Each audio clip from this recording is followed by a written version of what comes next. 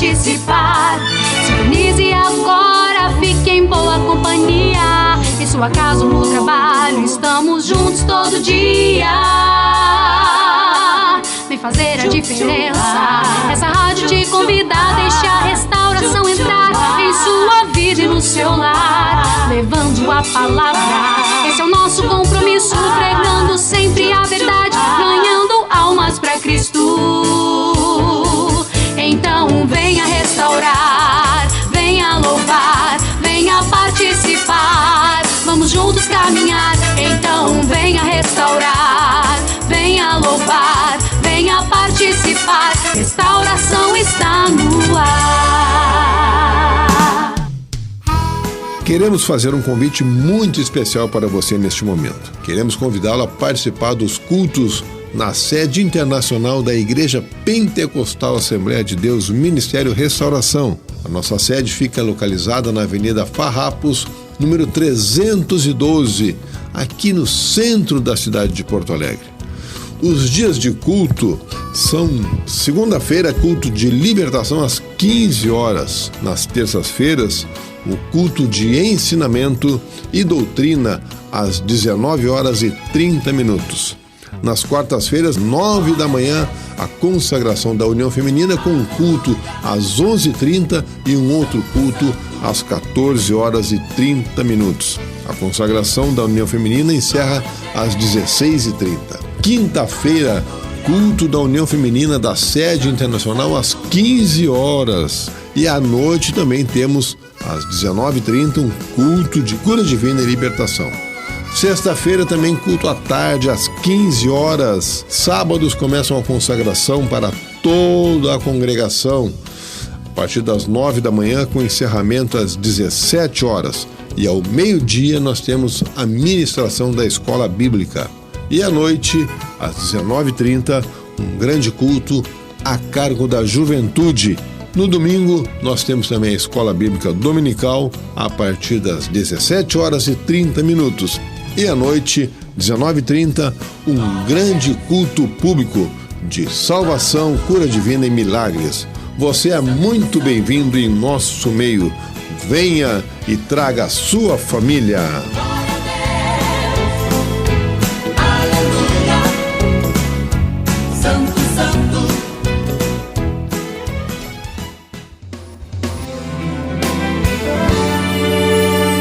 Livraria Ramo da Videira. A Ramo da Videira é a editora, livraria e distribuidora da Igreja Pentecostal Assembleia de Deus Ministério Restauração. Fundada oficialmente em 2 de junho de 2008, é responsável pela edição, publicação, comercialização e distribuição de livros e materiais evangélicos, além de camisetas, bíblias e outros periódicos e produtos que de alguma forma divulguem a fé cristã. Todo o material de ensino que a nossa igreja tem utilizado em suas centenas de congregações e também em outras instituições evangélicas é produzido exclusivamente pela editora Ramo da Videira. Está localizada dentro do complexo da sede internacional da Igreja Pentecostal Assembleia de Deus Ministério Restauração, que fica na Avenida Farrapos, número 312, no centro da cidade de Porto Alegre. Conheça nosso catálogo acessando ao nosso site ramodavideira.com.br. Para maiores informações, entre em contato com o nosso serviço de atendimento ao cliente pelo telefone WhatsApp, código de área 51 982 641 450. Ramo da Videira, nosso objetivo é abençoar a sua vida.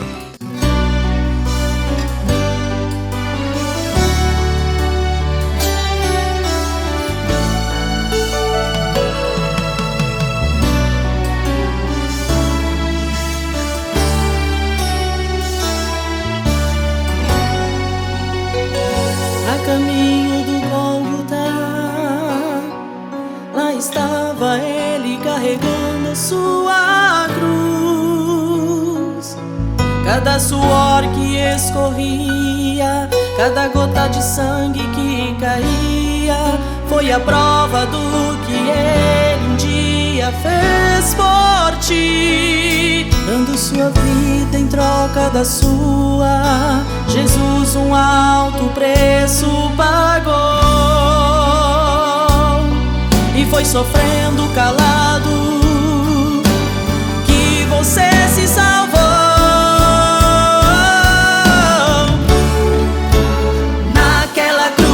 Naquela cruz, humilhado, calado, pregado, mas não desistiu por você.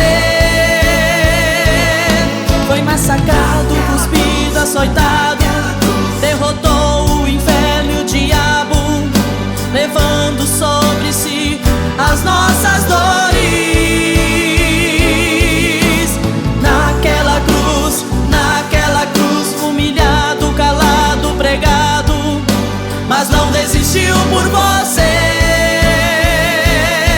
Foi massacrado, cuspido, açoitado, derrotou o inferno e o diabo, levando sobre si as nossas dores.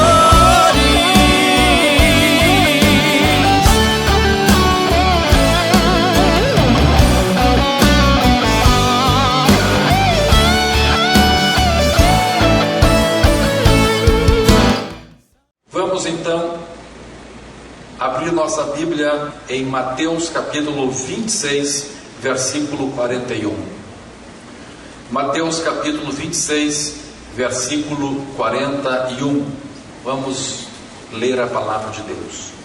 Diz assim a palavra de Deus: vigiai e orai, para que não entreis em tentação.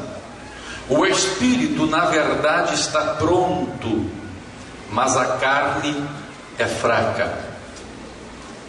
Vigiai e orai para que não entreis em tentação. O espírito, na verdade, está pronto, mas a carne é fraca. Amém. Meus irmãos, tem me preocupado muito o fato de que vejo muitos crentes, muitos cristãos, que começam bem, mas daqui a pouco estão enfrentando problemas na sua vida espiritual. E preocupa-me muito, irmãos, porque isto é a pior dor que o pastor pode sentir, é ver as ovelhas, ver um crente com dificuldades na sua vida espiritual. Eu estou aqui porque realmente tenho um chamado de Deus e amo as vossas vidas.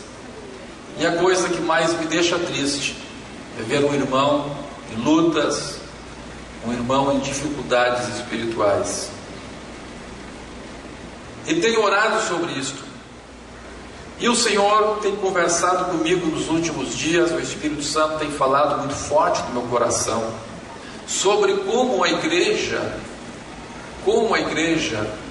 nos dias de hoje, dias com tanta correria, com tanta dificuldade, com tanta oposição maligna, com tanta pressão do mundo, como a igreja pode se manter fortalecida, pode se manter fortificada no Senhor. Estava meditando nisto e o Senhor então começou a mostrar-me esta palavra e começou a mostrar-me a importância e a imprescindibilidade da vida de oração na vida de um crente. A oração é que dá esta capacitação para que o cristão seja um vencedor. É uma vida de oração, é um propósito de oração na presença de Deus que pode fazer de você um vencedor. A palavra de Deus diz-nos, o Senhor Jesus disse que o Espírito está pronto. As pessoas vêm à igreja, têm um encontro com Deus, decidem ser crentes, decidem seguir Jesus, e elas são sinceras. O Espírito delas está pronto, diz a Bíblia. O próprio Jesus, quando foi conversar com seus discípulos que estavam dormindo, Jesus disse para eles: olha, o espírito está pronto, mas a carne está fraca, a carne é fraca. Pedro, Tiago e João eram os 3 melhores discípulos de Jesus, mas não suportaram o peso da angústia, o peso das trevas, o peso do combate espiritual que estava sobre o jardim do Getsêmani, antes de Jesus ser entregue nas mãos dos pecadores. E Jesus então dá esta explicação. Jesus, ele nos deixa entender que mesmo aquele crente sincero, mesmo aquele discípulo como João, que era o discípulo mais chegado de Jesus, que deitava a sua cabeça no peito de Jesus, mesmo Pedro, que era o discípulo mais valente, mesmo Tiago, que juntamente com seu irmão João eram os 2 que queriam estar ao lado de Jesus, mesmo estes 3, tendo o espírito pronto, tendo um espírito voluntário, mas mesmo estes 3, a sua carne, a sua natureza humana era uma brecha, era uma porta para o cansaço, para o desânimo. E ali eles estavam desanimados, ali eles estavam dormindo, ali eles estavam entregues ao cansaço físico e ao cansaço espiritual e também ao cansaço emocional. A pressão sobre Jesus era tanto física, quanto espiritual, quanto emocional. E a soma destas pressões sobre os discípulos os fizeram desmaiar. Os 3 melhores discípulos de Jesus não puderam ajudá-lo na hora mais difícil da vida de Jesus. Na hora em que Jesus dizia: minha alma está angustiada até a morte, aqueles 3, os melhores, sucumbiram diante da pressão, diante do peso, diante do cansaço. E Jesus explicou-lhes: é que o vosso espírito está pronto, mas a vossa carne está fraca. Jesus, então, naquela hora de dificuldade, Jesus nos mostra o único caminho para que possamos resistir a esta pressão, que possamos vencer o desânimo, vencer o cansaço, vencer a pressão emocional, a pressão espiritual, a pressão física. Jesus disse: só há um caminho, vocês têm que vigiar e vocês têm que orar. E Jesus deu exemplo com a sua própria vida. Naquele momento, diz a Bíblia Sagrada, em que ninguém podia ajudá-lo, seus melhores amigos não puderam ajudá-lo, Jesus foi para a oração. Jesus foi para a oração. Quando a gente visita Jerusalém, a gente vai exatamente neste lugar aqui onde Jesus esteve orando, onde o seu suor transformou-se em gotas de sangue. Até hoje está ali uma grande pedra onde Jesus estava ali. E nós fizemos um culto de oração naquele horto do Getsêmani, onde tem oliveiras milenares, oliveiras com quase por volta de 2000 anos. E ali nós estivemos naquele lugar. E eu tive um encontro muito forte com Deus. É um lugar muito sugestivo ali. O guia que nos acompanhava, um rabino judeu, ele se encontrou com Jesus naquele lugar. Ele era judeu, inimigo do cristianismo, mas um dia ele estava ali no jardim do Getsêmani e teve encontro com Jesus e se converteu. Pagou um preço muito alto. Durante 20 anos os seus filhos não lhe dirigiram a palavra. Durante 20 anos os seus filhos não queriam nem pronunciar o seu nome. Mas ele pagou este preço porque teve encontro com Jesus neste lugar tremendo, neste lugar terrível. Glória a Deus. E a palavra de Deus aqui então nos fala a oração como o único caminho desta vitória. E é exatamente, meus irmãos, por esta razão, pela razão da oração ser o único caminho de vitória, por isso é tão difícil orar. Ninguém me diga que é fácil orar. Orar é difícil. E por isso que as pessoas quase não oram. Orar é difícil. Muitas vezes você vai orar e você dobra os joelhos, daqui a pouco você está dormindo. Você dobra os joelhos, daqui a pouco a tua mente está viajando. E você começa a orar ali, daqui a pouco está longe. Está longe. Existe uma oposição tremenda à oração. O inimigo faz de tudo para que você não ore. Vem o cansaço, vem a oposição, a pessoa decide orar, aí vem a esposa e diz assim: ó, meu amor, tem que comprar leite, faltou leite, faltou o gás e tanta coisa. A esposa vai orar, o filho berra lá: mãe, faça isso, né? Se tem um menino pequeno lá: mãe, vem me limpar aqui no banheiro. É uma luta, é uma oposição, é uma dificuldade. É uma dificuldade, é uma oposição.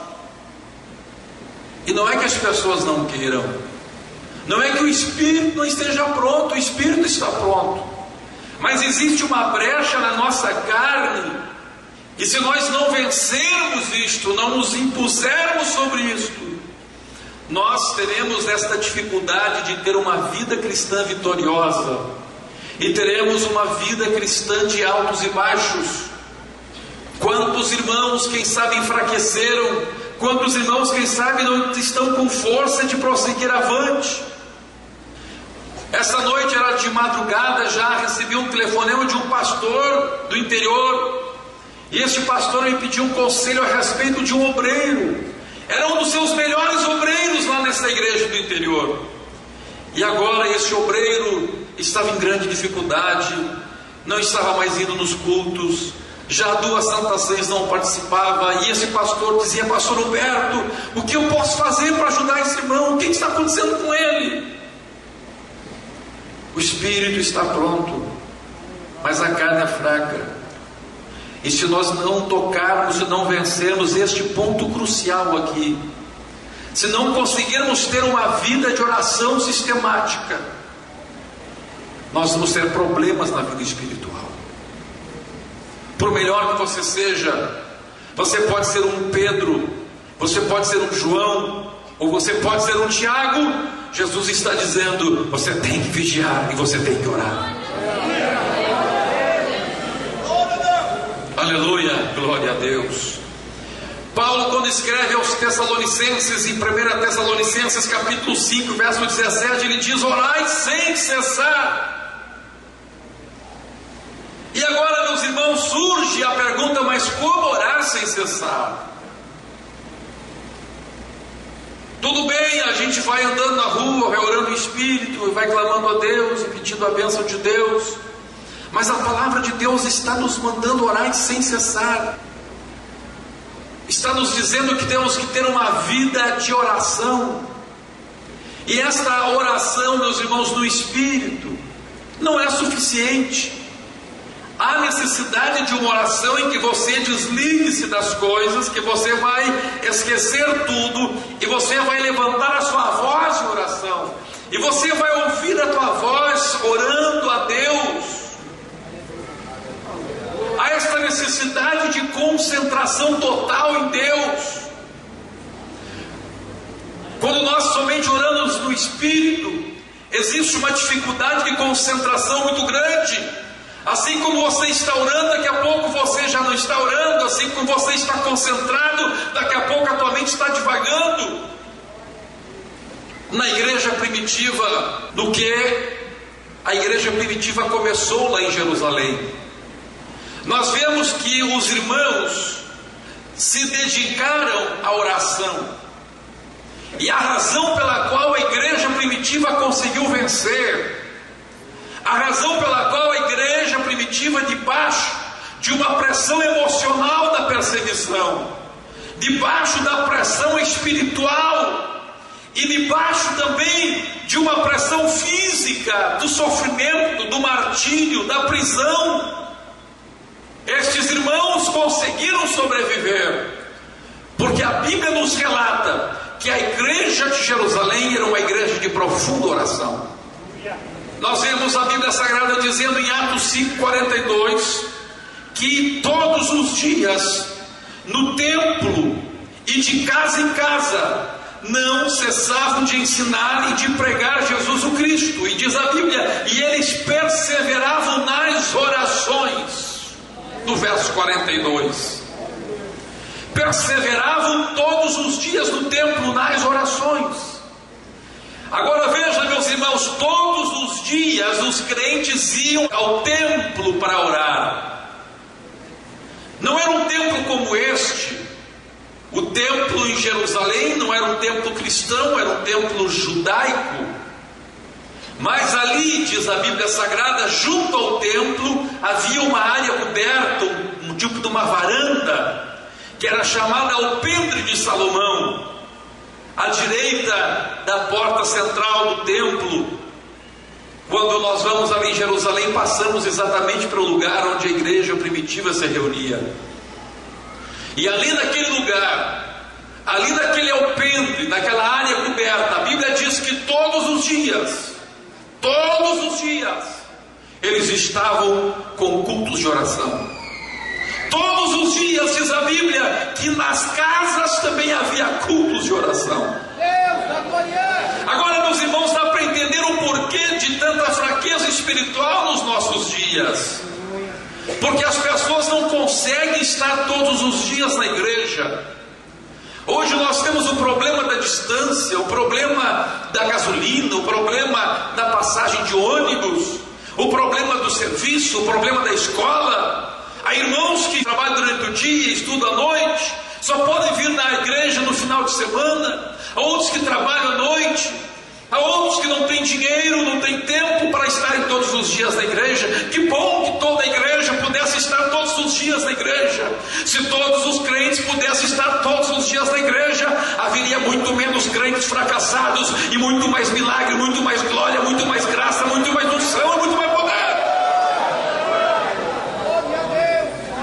A igreja primitiva conseguia estar todos os dias no templo. Agora nós temos que entender que nos nossos dias isto é tão dificultoso em razão da nossa vida diária. Atos capítulo 17, verso 11, a Bíblia diz: ora, estes de Bereia eram mais nobres do que os de Tessalônica, pois receberam a palavra com toda avidez, examinando as Escrituras todos os dias, para ver se as coisas eram de fato assim. A Bíblia diz que a igreja em Bereia todos os dias estava ali reunida na igreja, reunida no lugar das reuniões, reunida nos lugares de oração e de ensino da palavra de Deus. Atos capítulo 2, versículo 46, diz a Bíblia Sagrada: diariamente perseveravam unânimes no templo, partiam o pão de casa em casa e tomavam as suas refeições com alegria e singeleza de coração. Diz-nos a Bíblia aqui mais uma vez que ali a igreja primitiva estava reunida todos os dias, diariamente. Os cultos eram diários. Todos os dias, todos os crentes estavam ali. Milhares de pessoas reunidas naquela esplanada. E por isso a igreja crescia. Era um impacto tremendo naquela cidade ver todos os dias milhares e milhares de pessoas reunidas ali, em oração, em clamor a Deus, falando novas línguas. Imagine vocês o impacto que causava na cidade. Vocês imaginem, meus irmãos, se todos os dias ali, seria mais ou menos hoje, meus irmãos, como nós fazermos um culto ali na Praça da Matriz. Imagine só todos os dias na Praça da Matriz, milhares de crentes dando glória a Deus na frente do palácio do governador. Que impacto seria, já pensando uma coisa dessas? Cada dia 5, 6, 7, 8 mil pessoas ali orando, clamando a Deus, todos os dias. Isso causou uma revolução tremenda em Jerusalém. Todos os dias. Todos os dias. Todos os dias. Não tinha como um crente ficar fraco daquele jeito. Todos os dias ele estava ali orando, clamando a Deus, buscando a Deus todos os dias. Aleluia, bendito seja o nome do Senhor. A nossa realidade hoje, que bom que os irmãos pudessem estar todos os dias aqui. E aqui na nossa igreja tem culto todos os dias. Todos os dias tem núcleo de oração, tem culto de milagre, tem todos os dias, de segunda a segunda tem. Vigília, tem todas as madrugadas, tem vigília aqui na igreja. Aleluia. A igreja está aberta 24 horas por dia. Faz 1 ano e 1 mês mais ou menos que a nossa igreja não fecha. Direto, sempre aberta, sempre aberta, sempre aberta. Mas os irmãos não podem vir. Uns não podem, outros não querem. Uns por dificuldade, outros um pouco de preguiça. Agora, meus irmãos, a palavra de Deus nos mostra que Deus deu uma estratégia de fortalecimento espiritual para os crentes no Antigo Testamento. E esta estratégia espiritual que Deus deu para os crentes no Antigo Testamento perdurou no Novo Testamento e fez com que os crentes tivessem uma vida de oração sistemática, que lhes deu fortaleza para entrarem na dispensação da graça, na dispensação da igreja, com uma visão de oração vinda já do tempo do Antigo Testamento. O que aconteceu no Antigo Testamento? No Antigo Testamento, meus irmãos, havia somente um templo. Somente um templo. E antes do exílio para a Babilônia, não havia sinagogas. As sinagogas foi uma criação do tempo do exílio babilônico. Então, até o exílio babilônico, por volta de 500 e alguma coisa antes de Cristo, até esse tempo não havia sinagogas. As pessoas, para adorarem a Deus, elas tinham que ir até o templo em Jerusalém.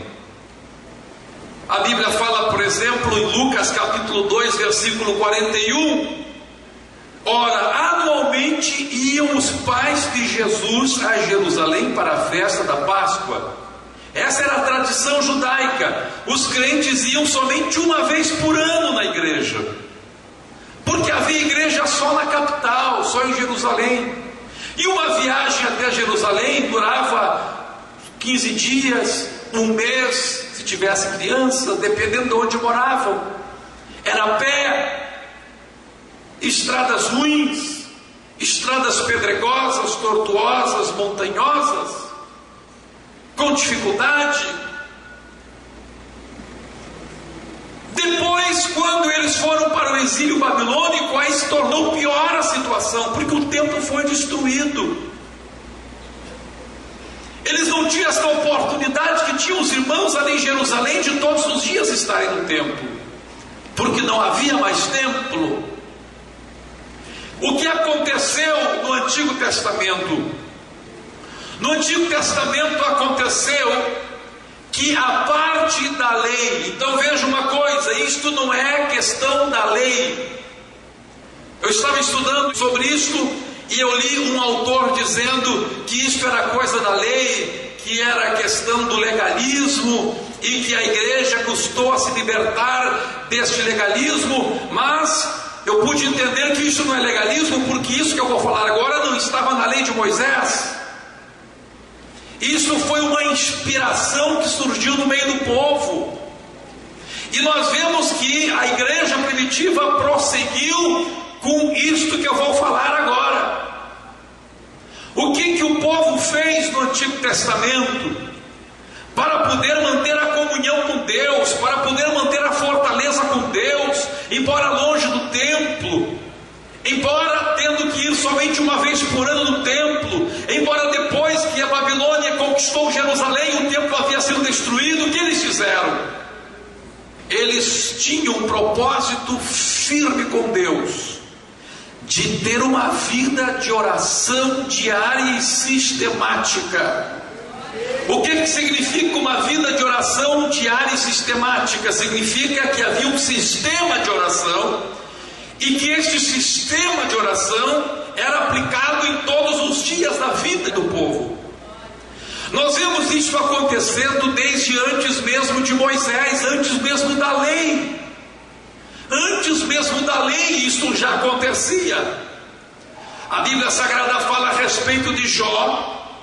E o que diz a Bíblia Sagrada a respeito de Jó no capítulo 1, versículo 5? Diz assim: decorrido o turno de dias de seus banquetes, chamava Jó seus filhos e os santificava. Levantava-se de madrugada e oferecia holocausto segundo o número de todos eles, pois dizia: talvez tenham pecado os meus filhos e blasfemado contra Deus em seu coração. Assim o fazia Jó continuamente. Então Deus está dizendo aqui na sua palavra que já no Antigo Testamento, antes mesmo da lei de Moisés, porque a história de Jó ocorre antes da lei de Moisés, antes mesmo de Deus dar a lei, então isso não é legalismo. Havia este sentimento de que todos os dias eles estavam na presença de Deus. Jó todos os dias de madrugada estava na presença de Deus. Todos os dias Jó, como sacerdote do seu lar, antes que o sol clareasse, Jó ali estava na presença de Deus, oferecendo sacrifícios a Deus. Aleluia, bendito seja o nome do Senhor. Depois, quando o povo foi exilado para a Babilônia, este sistema se arraigou de uma forma tão grande que este sistema inclusive passou a ser escrito. Ele agora foi registrado num dos livros sagrados dos judeus chamado Talmud. E ali no Talmud está registrado isso, que todos os judeus, durante todos os dias do ano, eles estavam na presença de Deus, e a Bíblia também registra isso. Pelo menos 3 vezes por dia, eles estavam na presença de Deus. Pelo menos 3 vezes por dia, se parava tudo. Pelo menos 3 vezes por dia, aquilo que se estava fazendo se parava de fazer e se ia para a presença de Deus. Estas orações eram chamadas a oração da terceira, a oração da sexta e a oração da nona. Vamos ler a Bíblia Sagrada do livro de Daniel, capítulo 6 e versículo 13. Então responderam e disseram ao rei: esse Daniel, que é dos exilados de Judá, não faz caso de ti, ó rei, nem do interdito que assinaste. Antes, 3 vezes por dia faz a sua oração. Era certo, oh glória a Deus, que 3 vezes por dia Daniel parava tudo, ia para a presença de Deus, ia clamar a Deus. Daniel estava longe do templo, o templo estava destruído. Daniel não podia estar em Jerusalém, mas Jerusalém estava com ele. Todos os dias ele abria a janela em direção a Jerusalém e clamava ao Deus dos céus e dizia: Deus, aqui eu estou na tua presença. A Bíblia Sagrada mostra, meus irmãos, isto mesmo antes do exílio babilônico, como já havia falado. Neste período entre Jó e o exílio da Babilônia, vemos também Davi dizendo a mesma coisa. No Salmo 55 e no versículo 17 encontramos a palavra dizendo: à tarde, pela manhã e ao meio-dia farei as minhas queixas e lamentarei. Ponto e vírgula. E agora o salmista proclama: e ele ouvirá a minha voz. Aqui está o segredo na vida do salmista. Aqui vemos um segredo na vida de Davi. Davi tinha o mesmo propósito que tinha Daniel. Pela manhã, ao meio-dia e à tarde, Davi parava tudo, para tudo, termina tudo. Não quero falar com ninguém, é hora de falar com Deus. A oração da hora terceira era às 9 horas da manhã. Os judeus contam as horas do dia separadas das horas da noite. Primeira hora da noite, No dia melhor, então, seria às 7 horas da manhã. Das 6 às 7, primeira hora da manhã. Das 7 às 8, segunda hora da manhã. Das 8 às 9, então às 9 completa-se a terceira hora, marca a terceira hora da manhã. Sexta hora, meio-dia. A hora nona, às 3 horas da tarde. Estes homens tinham este propósito com Deus. A Bíblia que nos mostra, a Bíblia no Antigo Testamento tem estas duas referências da vida do salmista e da vida do profeta Daniel.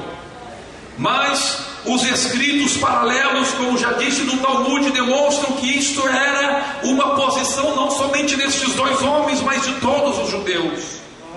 3 horas ou em 3 oportunidades do dia se parava tudo e se ia para a presença de Deus.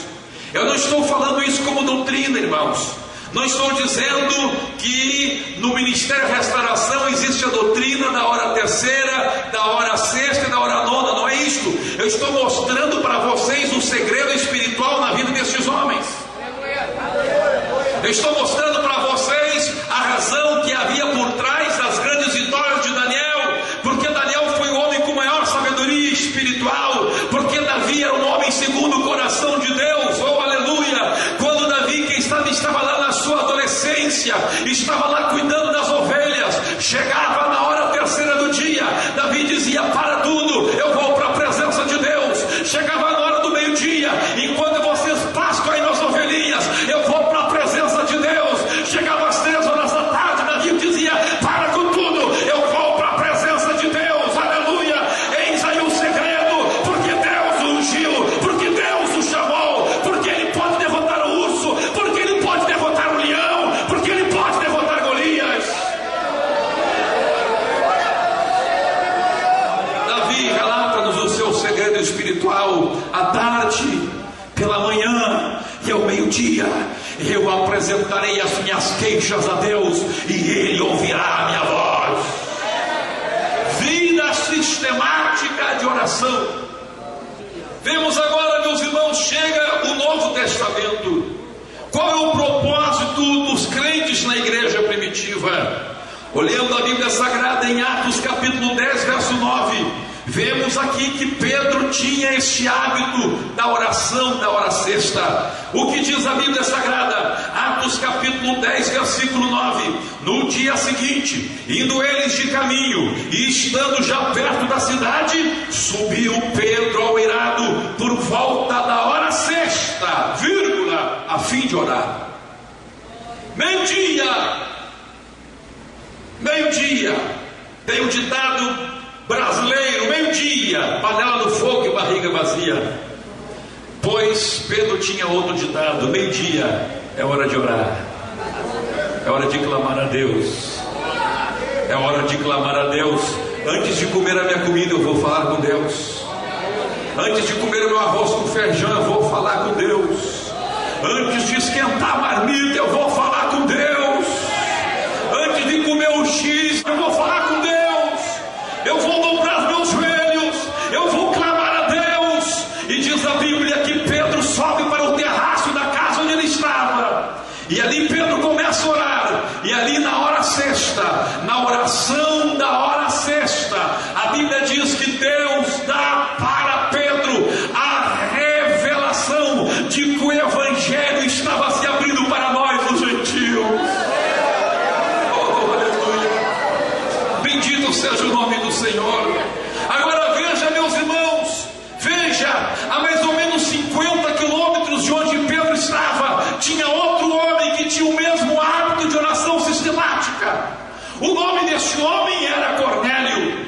Este homem chamado Cornélio, centurião do exército romano, ele era admirador do Deus de Israel, e ele descobriu que os judeus oravam na hora terceira, na hora sexta e na hora nona. E ele disse: eu sou oficial do exército romano, mas eu vou implantar isso na minha vida.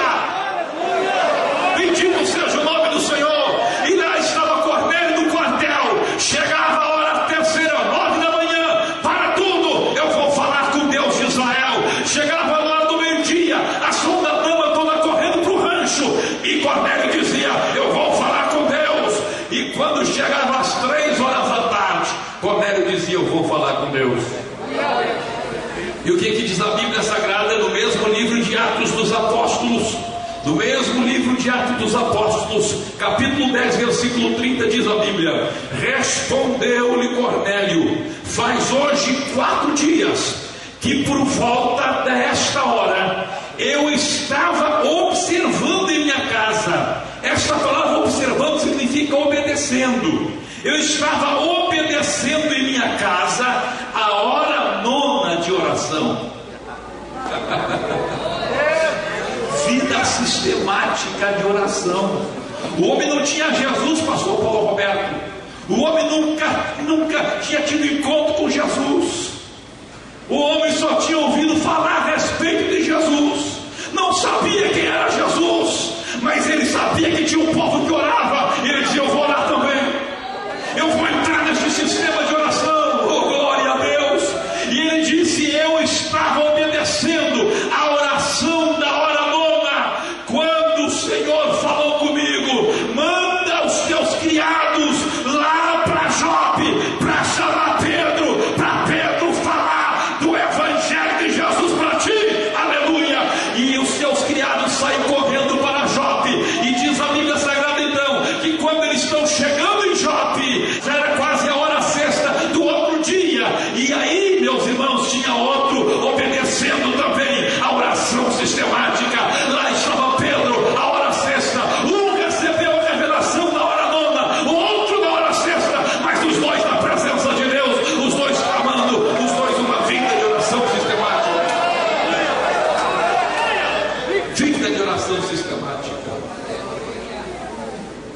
Tem gente que ora 2, 3 dias direto, depois passa uma semana sem orar. Tem gente que tem dia, passa a noite inteira orando, mas depois passa 3 dias sem orar. Deus está nos levando para uma vida de oração sistemática. Todos os dias, todos os dias, todos os dias. Senhor, este período da minha vida é para ti. Este período é para ti. Oh, glória a Deus. Esta hora é para ti, Senhor. Este dia da semana é para ti. Acontece o que acontecer. Daniel está na Babilônia e saiu o edito, o interdito do rei, dizendo assim: todo aquele que orar a outro Deus que não seja para o rei será morto. Não tem problema. No outro dia, aleluia, 9 horas da manhã, Daniel abre a janela e vai para a oração. Meio-dia, abre a janela de novo, vai para a oração. 3 horas da tarde, abre a janela e vai orar. Tu vai morrer, eu posso morrer, mas não posso parar de orar.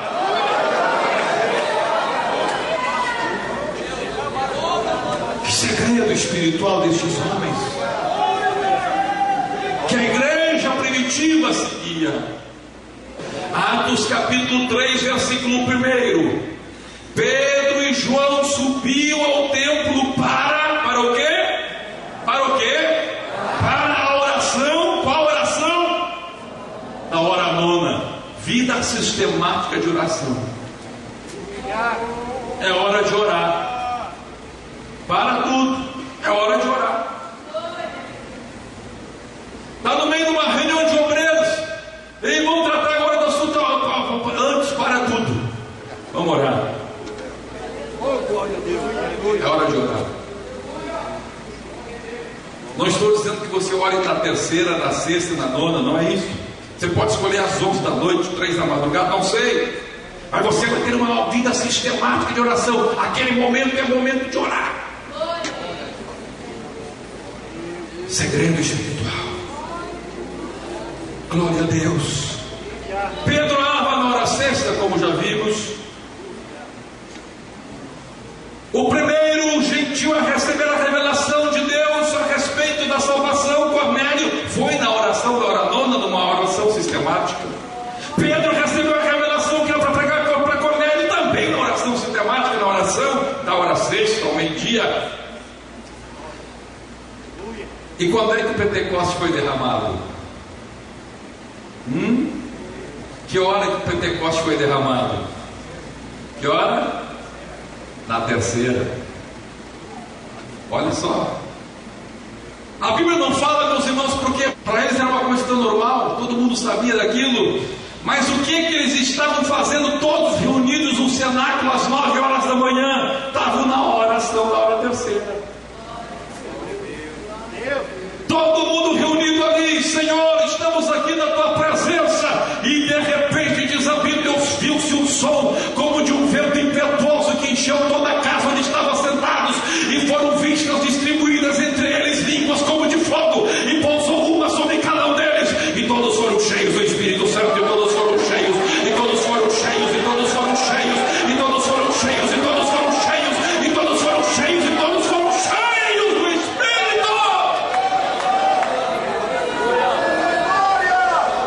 Aleluia! O Pentecoste veio na hora da oração. O Evangelho Pentecostal foi revelado para Pedro, que deveria ser levado aos gentios na hora da oração. E Cornélio recebeu a revelação do Evangelho na hora da oração. Vocês acham que isso é coincidência? Aleluia. Pentecoste na hora terceira, 9 da manhã. Revelação para Pedro no meio-dia, hora sexta. E revelação para Cornélio na hora 9, às 3 da tarde. Será que é coincidência? Aleluia. Tem tanta coisa na Bíblia que a gente lê e não se dá conta. Vida de oração sistemática aprovada por Deus. Não estava na lei de Moisés isto, mas foi uma coisa que Deus revelou lá para Davi, revelou para Daniel, revelou para o povo. Os crentes, os apóstolos da igreja primitiva seguiam vida sistemática de oração. Há tempo para orar. Tira tempo para orar. Quantos têm esse tempo para orar? Quantos sistematizaram as suas vidas de maneira que há tempo para orar, tempo sagrado de orar? Um dia dedicado para Deus, para orar e para jejuar. Glória a Deus. Aleluia.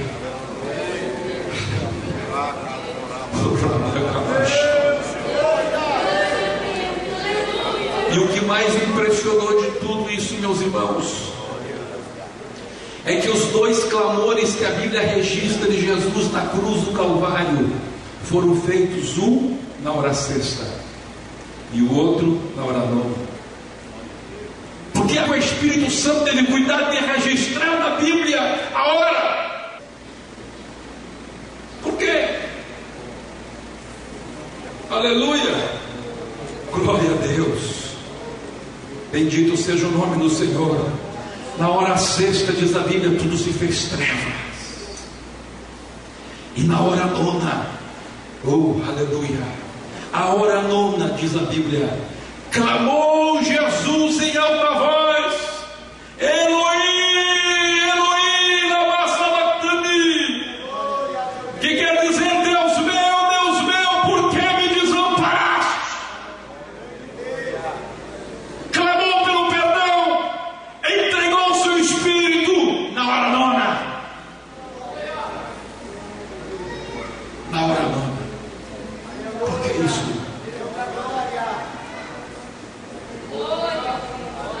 Por que isso? Que coisa tremenda. Aleluia. Glória a Deus. Naquela mesma hora que Jesus clamava ali, milhares e milhares de pessoas ao redor de Israel tinham dobrado os seus joelhos para clamarem a Deus. As orações daquele povo rompeu os céus. As orações daquele povo deram a força, deram, quem sabe, aquele suporte espiritual que Jesus não teve dos seus discípulos. Mas milhares de orações estavam ali. Milhares de pessoas estavam orando naquele momento. Oh, aleluia! Glória a Deus! Quando tudo se fez treva ao meio-dia, milhares de pessoas estavam orando. Que coisa tremenda, meus irmãos, o poder da oração, o que faz a oração. Muitas vezes você está em lutas, espiritual, você não sabe o que está acontecendo, e você de repente recebe alguma coisa na sua vida, uma força, uma glória. O que aconteceu? É alguém que está orando por ti, é alguém que está clamando por ti. Agora vocês imaginam o que vai acontecer em Porto Alegre se todos os crentes resolverem orar sistematicamente. O Espírito Santo vai começar a colocar no coração de um lá, hora das 15 às 15h30, aí o Espírito Santo põe no coração do outro, hora das 15h30 às 16h, e aquele crente vai orar todos os dias, 365 dias por ano, ele vai estar clamando a Deus. A atmosfera espiritual de Porto Alegre vai ser balançada, o mundo espiritual vai ser balançado, coisas tremendas vão acontecer na sua vida, a glória de Deus vai encher a tua casa, a tua esposa vai ser convertida, os teus filhos vão ser transformados, o teu marido vai ser reconciliado, e você vai ver a glória de Deus. Agora tem essa oração sistemática, porque se você não colocar um compromisso com Deus, ainda que teu espírito esteja pronto, a tua carne é fraca. Ainda que você seja um João, a tua carne é fraca. Ainda que você seja um Pedro, a tua carne é fraca. Ainda que você seja um Tiago, a tua carne é fraca. Nós temos que nos condicionar a uma vida de oração.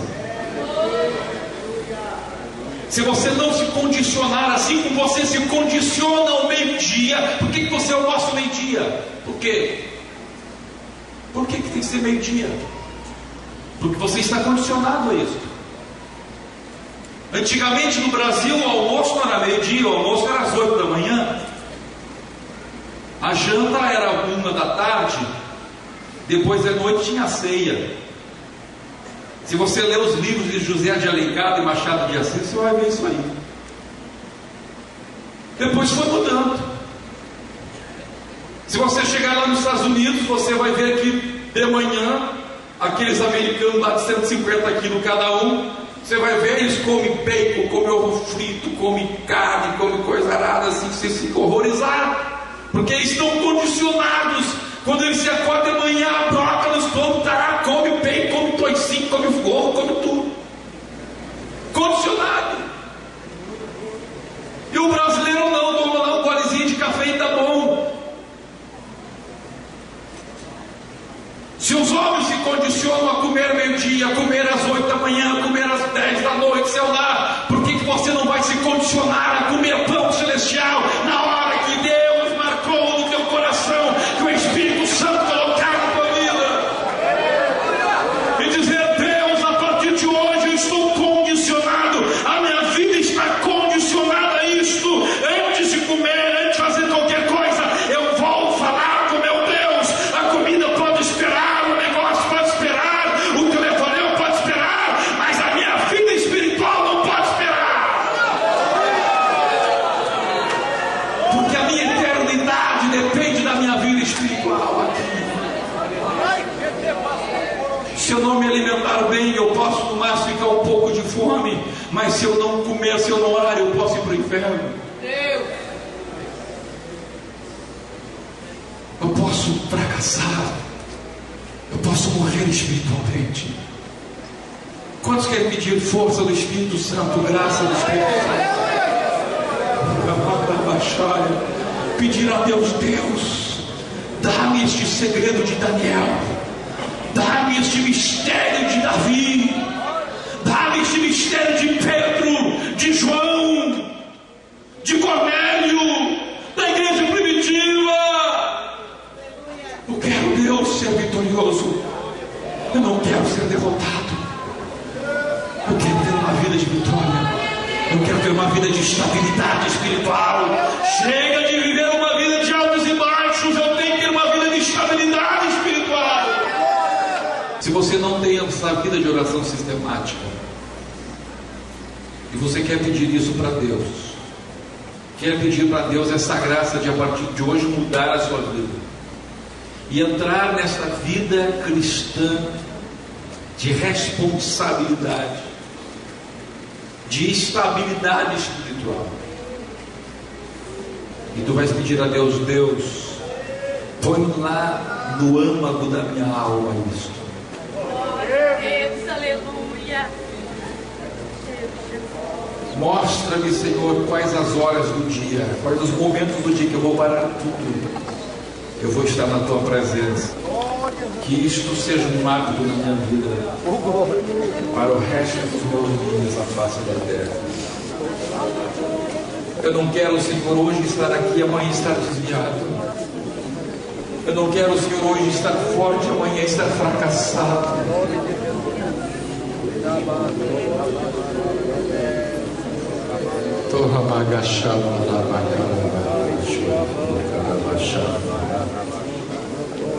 Oh, glória a Deus. Há quantos anos que você almoça ao meio-dia? Há quantos anos que você toma café da manhã às 7 horas da manhã? Há quantos anos você janta às 11 da noite? Ou às 6:30? Há quantos anos você faz o teu lanchinho às 3 horas da tarde? Porque você não pode pedir para Deus: Deus, dá-me o segredo espiritual de Daniel. Oh, aleluia. Se estás na presença de Deus, tu não tens por que temer. Se estás na presença de Deus, o teu lema